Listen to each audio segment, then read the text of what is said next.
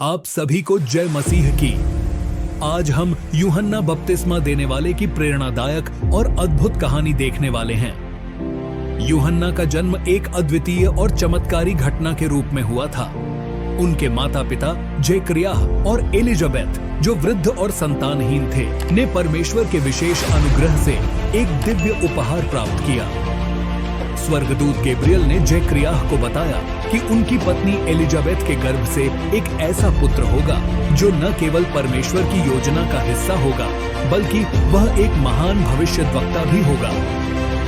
यह दिव्य संदेश न केवल जेकरियाह और एलिजाबेथ के लिए, बल्कि पूरी दुनिया के लिए एक आशा और प्रेरणा का स्रोत बना। कहानी देखने से पहले आइए हम प्रार्थना करें। प्यारे पिता परमेश्वर, आज हम यूहन्ना बपतिस्मा देने वाले की प्रेरणादायक कहानी पर ध्यान देने जा रहे हैं। कृपया हमें समझ और धैर्य प्रदान करें ताकि हम इस कहानी से आपकी योजना और आपके मार्ग को समझ सकें। हमें यह सिखाए कि यूहन्ना का जीवन और उसका संदेश हमारे जीवन में किस प्रकार परिवर्तन ला सकते हैं। हमारे मन को शांति और पवित्रता से भर दें और हमें सच्चे विश्वास और समर्पण की ओर प्रेरित करें। प्रभु यीशु मसीह के नाम में हम यह प्रार्थना करते हैं, आमीन। आइए यूहन्ना बपतिस्मा देने वाले की अद्भुत कहानी का आनंद लें। यूहन्ना बपतिस्मा देने वाले का जन्म एक चमत्कारी घटना के रूप में हुआ था। उनके माता पिता जेकरियाह और एलिजाबेथ ने एक विशेष अद्भुतता के साथ इस बच्चे का स्वागत किया। जेकरियाह एक याजक थे और एलिजाबेथ भी एक धार्मिक परिवार से थीं। वे दोनों वृद्ध थे और संतानहीन थे, लेकिन परमेश्वर ने उन्हें एक दिव्य उपहार दिया। स्वर्गदूत गैब्रियल ने जेकरियाह के पास आकर उन्हें यह सूचना दी कि उनकी पत्नी एलिजाबेथ के गर्भ से एक ऐसा पुत्र होगा जो महान होगा और प्रभु की योजना का हिस्सा बनेगा। गैब्रियल ने जेकरियाह को बताया कि यह बच्चा न केवल एक भविष्यद्वक्ता होगा, बल्कि वह प्रभु का मार्ग तैयार करने वाला होगा।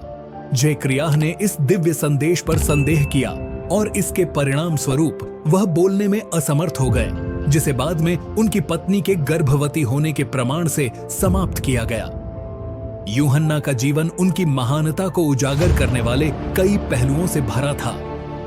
उनका जन्म परमेश्वर की विशेष योजना का हिस्सा था और उन्होंने अपनी जिंदगी का उद्देश्य लोगों को पापों से मुक्ति और परमेश्वर के करीब लाने के लिए समर्पित किया।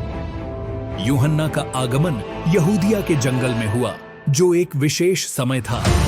उनका उद्देश्य लोगों को पापों से बचाने और परमेश्वर के करीब लाने का था।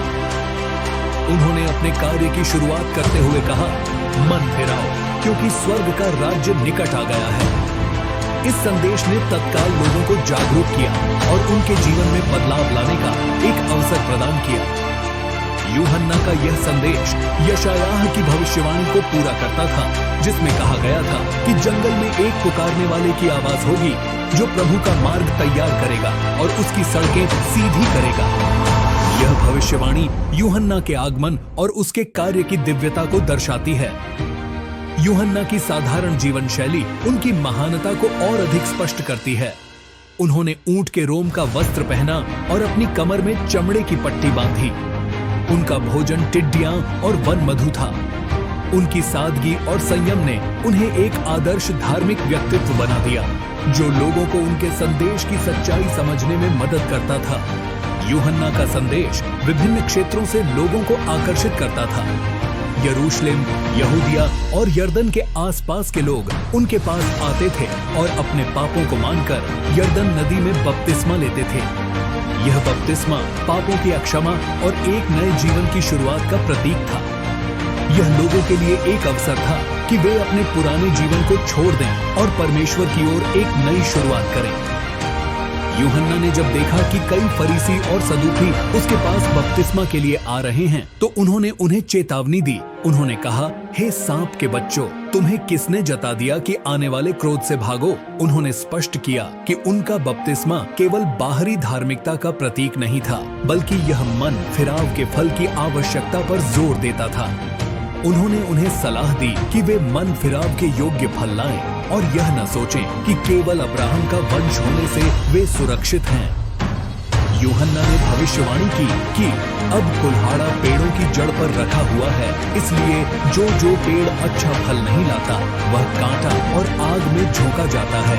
उन्होंने यह भी कहा कि वे पानी से बपतिस्मा देते हैं, लेकिन आने वाला मसीह पवित्र आत्मा और आग से बपतिस्मा देगा।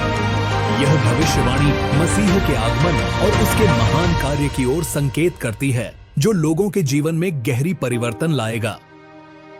जब यीशु ने बपतिस्मा लेने के लिए यूहन्ना के पास आए तो यह एक महत्वपूर्ण घटना थी। यीशु का बपतिस्मा केवल धार्मिक विधि नहीं था, बल्कि यह एक संकेत था कि वह मानवता के उद्धार के लिए तैयार हैं।